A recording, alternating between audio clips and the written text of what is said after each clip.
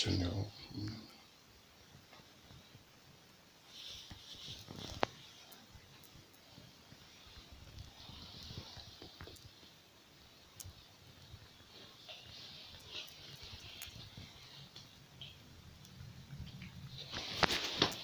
Ubu nakubaza noneho ngaho tangira utwibye ukabukora nkaba nkora mu burimo bw'ubuvuzi bwa gakondo. none watangira udusobanurira uhereye kuri aka ngaka. Ngo aka bakitaga ku rubindi nagakuye muri Kongo ku muvuzi wa gihanga w'umuhundi witwa Rushisha, niko ntangiramo imiti ku bantu bari kure hanze. Hari ukuntu ko natse umuriro baba bari nko mu Burayi ako kanya nkafata igicucu cyabo ngahita mbavura n'ibereye hano. Barwaye n'iki? Barwaye nk'amadayimoni, inyatsi, n'aburaburozi bw'uturushwima, mbega bikora ku burozi bwinshi cyane butandukanye. Aho baba bari hose ngomba kubavura n'ibereye hano. Nibyo ukababona bagaruka bakubwira ko bakize? Nako kanya maze kubikorera abantu benshi cyane. Iki ubwo numva ngo ni umurizo w'inkura. Ubwo ku bantu barwaye ibisazi cyane basaze, nako kanya mpita ntongera nkoresheje abakurambere. Nako kanya mpita ntongera n'ukurebaho bigakemuka. utu tuntu turi kurga. Uyu ni umuti rero. Uyu ni umuti niwo nkoresha, nabereka ko gukora kugira iyo ntangiye kubituma kugira ngo bitume babona neza. Shira ku munwa wa mbere ku rubindi, ashyiraho umuti. Ubwo ngiye kohereza nko muri Amerika.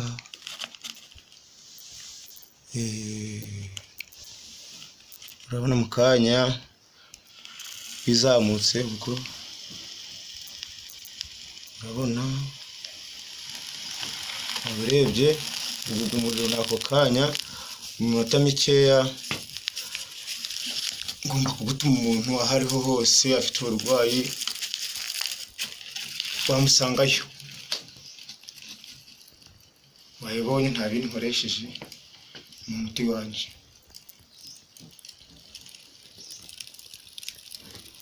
Ubwo nk'ibi bintu umuntu utari wabibona yakwizera ko bibaho? Oya, ntiyabyizera, nawe uri kubyirebera. Nanjye ibi bintu nibwo bwa mbere nabibona pe. Nawe uri kubyirebera kabisa. Nako kanya nako kanya. Aka iyi ni ingwe rero, urabibona ni ingwe ya kera, imaze imyaka myinshi, hafi imyaka nk'ijana. Ni y'umwami w'umuhunde mukuru witwa Rushisha w'umurega, niyo yakoreshaga ibwami. Yimfasha rero kuvura imiti myinshi cyane itandukanye, ku badamu batabyara,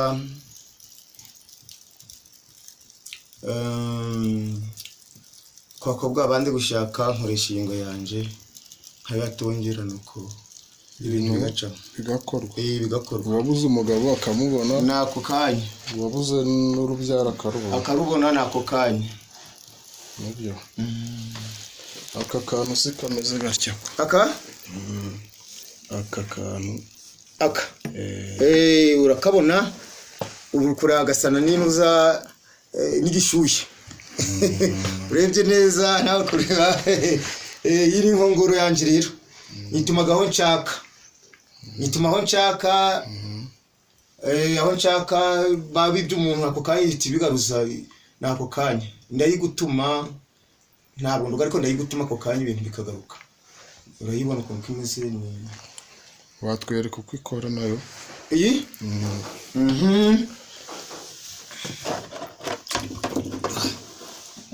Shira hano mbereka ukuntu bikora.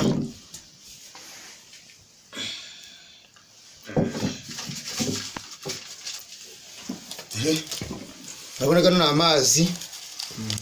amazi mugezi ariko ngomba kuyiterekamo abibonye dore hari amazi se yego dore ubwo hari amaraso y'umuntu mba nafashe nibireye hano ngomba kubikoresha nibireye hano aho mba ndi kuko nkoranaga n'abandandi bo muri Warikare isaha ku isaha nubwo yaba ari kure y'ibintu bigomba kugaruka ngomba kubimugaruriza byanze bikunze biramutse yabitwawe babimwibye n'abantu benshi cyane maze kubikorera nibyo ibintu bye biragaruka ubwo hatari amazi asanzwe ntabwo byakunda kirazira ni amazi mugezi nawe urabyirebeye ni amazi mugezi ibintu bikarangira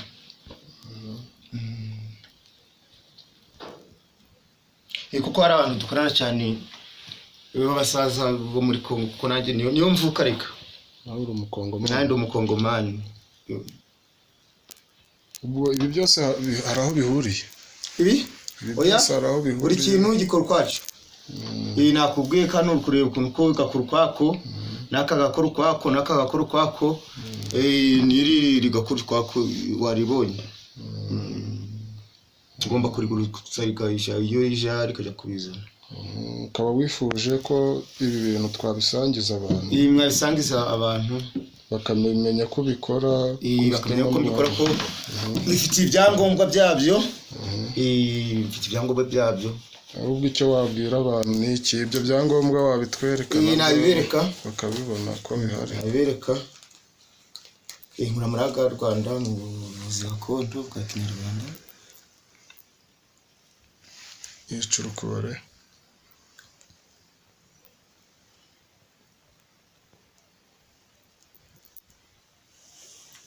yego ukaba ushaka kumenyesha abantu ko ibi bintu bikora bagize ibyo bibazo bakugana bagize ibyo bibazo bangana ukaba wifuza ko abantu bafite ibyo bibazo bakugana ukabikemura mu buryo bwihuse kuko n'abantu benshi cyane maze kubikorera barinda bizamagana mfite n'igitabo mbandikagamo ni ukuvuga ngo akazi urakamenyereye rukumva ndakamenyereye nkamademo hafi imyaka 18 ubwo abo wabikoreye bigakunda bazaba abahamya ni benshi cyane nibyo ngewe rwose ibi bintu nibwo bwa mbere nabibona gusa birantangaje cyane ariko nanone burya hari byinshi tuba tugomba kubona tukanamenya